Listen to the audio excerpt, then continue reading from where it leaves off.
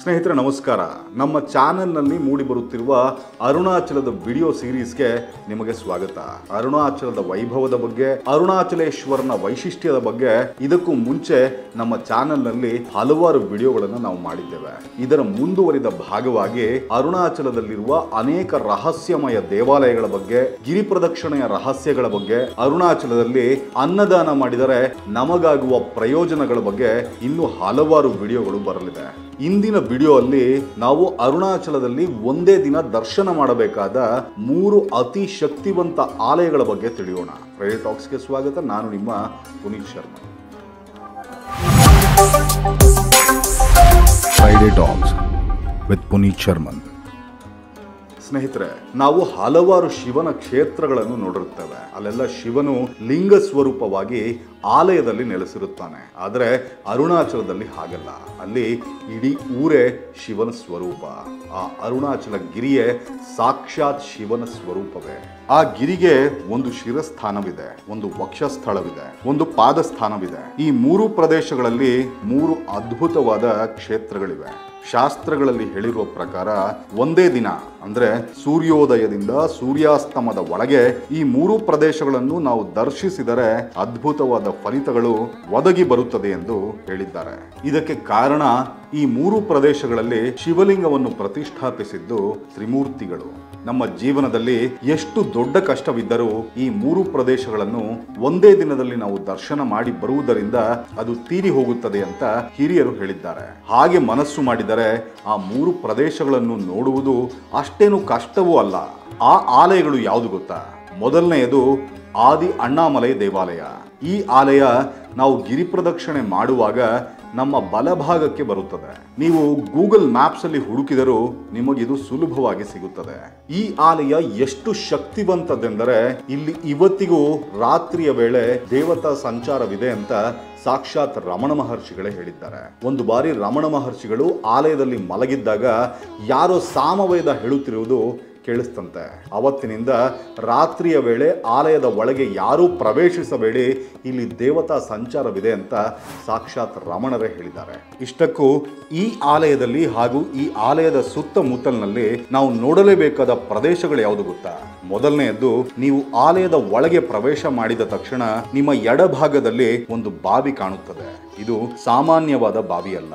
ಈ ಬಾವಿಯಿಂದ ಮೂಲ ಅರುಣಾಚಲೇಶ್ವರನ ಆಲಯಕ್ಕೆ ಒಂದು ಗುಹೆ ಇದೆ. ಈ ಗುಹೆಯಿಂದಲೇ ಸಿದ್ಧರು, ಯೋಗಿಗಳು, ಮಹರ್ಷಿಗಳು ರಾತ್ರಿಯ ವೇಳೆ ಸಂಚಾರ ಮಾಡುತ್ತಾ ದೇವತೆಗಳನ್ನು ಸೇವಿಸುತ್ತಾ ಇರುತ್ತಾರೆ ಎಂದು ರಮಣ ಮಹರ್ಷಿಗಳಂತಹ ಹಿರಿಯರು ಹೇಳಿದ್ದಾರೆ.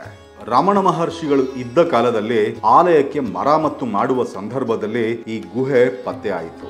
ಈ ವಿಷಯ ತಿಳಿದ ರಮಣ ಮಹರ್ಷಿಗಳು ಈ ಆಲಯದಲ್ಲೇ ಇಂಥ ಇನ್ನೊಂದು ಗುಹೆ ಇದೆ ಎಂದು ಹೇಳಿ ಅದನ್ನು ಮುಚ್ಚಿಬಿಡುವಂತೆ ಸಲಹೆ ನೀಡಿದರು. ಹಾಗೆ ಪ್ರಾಂಗಣದಲ್ಲೇ ಪ್ರದಕ್ಷಿಣೆ ಮಾಡುತ್ತಾ ನೀವು ಮುಂದೆ ಬಂದರೆ ನಿಮಗೆ ಅರುಣಗಿರಿಯ ದರ್ಶನವಾಗುತ್ತದೆ. ವಿಚಿತ್ರವೇನೆಂದರೆ ಇಲ್ಲಿಂದ ನೀವು ಗಿರಿಯನ್ನು ನೋಡಿದರೆ ನಿಮಗೆ ಗಿರಿ ಗಣೇಶನ ಮುಖದಂತೆ ಕಾಣುತ್ತದೆ. ಸೂಕ್ಷ್ಮವಾಗಿ ನೋಡಿದರೆ ಗಣೇಶನ ಸೊಂಡಿಲು, ಮುಖ, ಕಿವಿ ಎಲ್ಲ ಸ್ಪಷ್ಟವಾಗಿ ಕಾಣುತ್ತದೆ. ಇದನ್ನೇ ಗಜಮುಖ ದರ್ಶನ ಅಂತಾರೆ. ಈ ದರ್ಶನವನ್ನು ಮಾಡಿ ಅಲ್ಲಿಂದ ಮುಂದೆ ನಡೆದರೆ ಅದೇ ಪ್ರಾಂಗಣದಲ್ಲಿ ಅಮ್ಮನವರ ದೇವಾಲಯದ ಎದುರೇ ಒಂದು ಮರ ಕಾಣುತ್ತದೆ. ಇದು ಬಿಲ್ವ ಮರ. ವಿಚಿತ್ರವೇನೆಂದರೆ ಈ ಮರದಲ್ಲಿ ಒಂದೊಂದು ದಳದಲ್ಲೂ ಬಿಲ್ವ ಎಲೆಗಳು 3 5 7 ಅಥವಾ 9 ಅಥವಾ 11 ಎಲೆಗಳು ಇರುವುದು ನಾವು ಕಾಣಬಹುದು. ಆದರೆ ನಮ್ಮಲ್ಲಿರುವ ಕೆಲವು ಮೂಢ ಭಕ್ತರ ಬಗ್ಗೆ ನಿಮಗೆ ಗೊತ್ತಲ್ವಾ? ಈ ಗಿಡದ ಎಲೆಯನ್ನು ಕಿತ್ತು ಆ ಗಿಡವನ್ನು ಹಾಳು ಮಾಡ್ತಾರೆ.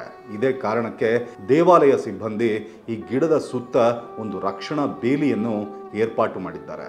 ಇನ್ನು ನೀವು ದೇವಾಲಯದ ಒಳಗೆ ಪ್ರವೇಶಿಸಿದರೆ ನಿಮಗೆ ಆದಿ ಅಣ್ಣಾಮಲೈ ದರ್ಶನ ಹಾಗೂ ಅಮ್ಮನವರ ದರ್ಶನವಾಗುತ್ತದೆ. ದೇವಾಲಯ ಪ್ರವೇಶವಾದ ಮೇಲೆ ಗರ್ಭಗುಡಿ ಪ್ರವೇಶಿಸುವ ಮೊದಲೇ ವಿಚಿತ್ರವೆಂಬಂತೆ 2 ಸ್ತಂಭಗಳನ್ನು ನೀವು ನೋಡಬಹುದು. ಈ 2 ಸ್ತಂಭಗಳು ಏಕಶಿಲೆಯಿಂದ ಕೆತ್ತಲ್ಪಟ್ಟಿದೆ.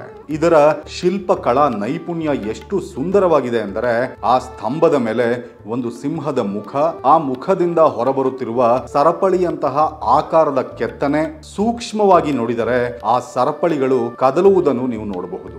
ಇದರಿಂದಲೇ ಅರ್ಥವಾಗುತ್ತದೆ ಎಂಥ ಅದ್ಭುತವಾದ ಶಿಲ್ಪಕಲಾ ವೈಭವ ನಮ್ಮ ಪೂರ್ವಜರದ್ದು ಎಂದು.